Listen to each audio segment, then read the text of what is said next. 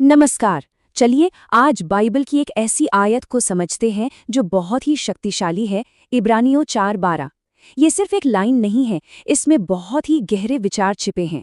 तो आइए इसके एक एक शब्द की गहराई में उतरते हैं। अब सवाल ये है, क्या कोई किताब जिंदा हो सकती है? सुनने में थोड़ा अजीब लगता है ना। हम तो किताबों को बस कागज और स्याही से बनी चीज समझते हैं। लेकिन क्या हो अगर कोई किताब सिर्फ शब्दों का ढेर ना हो, बल्कि उसमें सच में जीवन हो? यही वो हैरान करने वाला विचार है जिसे हम आज देखने वाले हैं।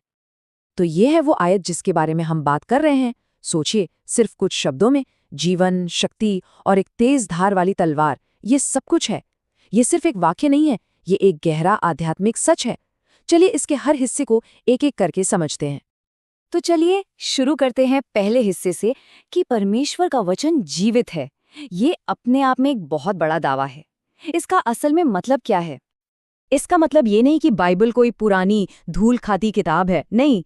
जीवित होने का मतलब है कि ये आज इसी पल हमसे बात करती है, ये एक्टिव है। जब कोई परेशानी में होता है तो ये शांति देती है, जब कोई खुद को कमजोर महसूस करता है तो यही वचन ताकत देता है। ये एक ऐसी शक्ति है जो आज भी हमारी जिंदगी में काम कर रही है। लेकिन बात सिर्फ जिंदा होने तक ही नहीं रुकती। ये वचन प्रबल भी है, यानी पावरफुल। तो ये शक्ति हमारे रोज की चुनौतियों के सामने कैसे दिखती है? जरा इस पर गौर कीजिए। एक तरफ हैं हमारी जिंदगी की बड़ी बड़ी मुश्किलें, बीमारी, पैसे की दिक्कत, रिश्तों में दरारें। ये सब हमें कितना भारी लगता है। लेकिन दूसरी तरफ क्या है?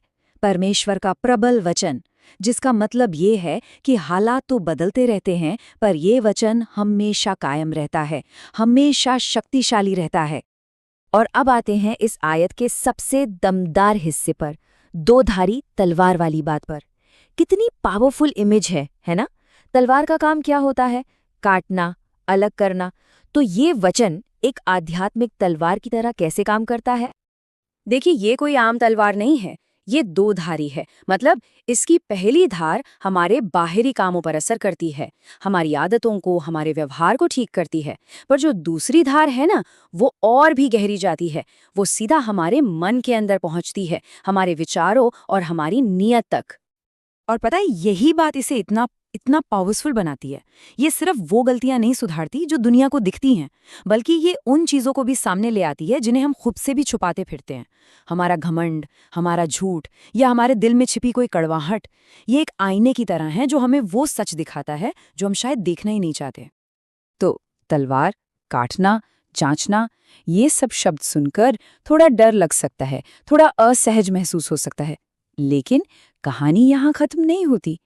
इस जांच पड़ताल का मकसद बहुत सुंदर है, और वो है हमें फिर से नया बनाना और चंगा करना।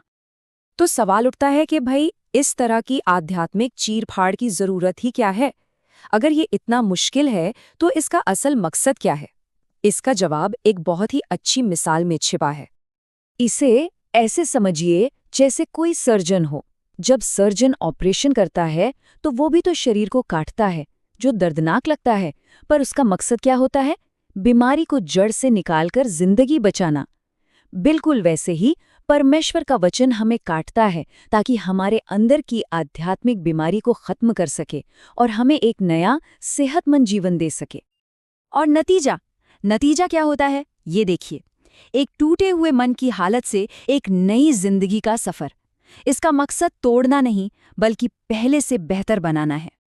तो इन सारी बातों का निचोड़ क्या है? इसका मतलब क्या है हमारी जिंदगी के लिए? ये सब हमें एक सीधे से निमंत्रण की ओर ले जाता है कि हम अपने दिल को इस जीवित, शक्तिशाली और बदलने वाले वचन के लिए खोल दें। और जब हम ऐसा करते हैं ना, तो ये वचन कुछ वादे लेकर आता है। अगर मन टूटा है तो वचन में उसे जोड़ने की ताकत है। अगर कोई पाप के बंधन में जकड़ा है तो वचन उन बंधनों को काट सकता है। और अगर जिंदगी में रास्ता नहीं सूझ रहा तो यही वचन रोशनी दिखा सकता है।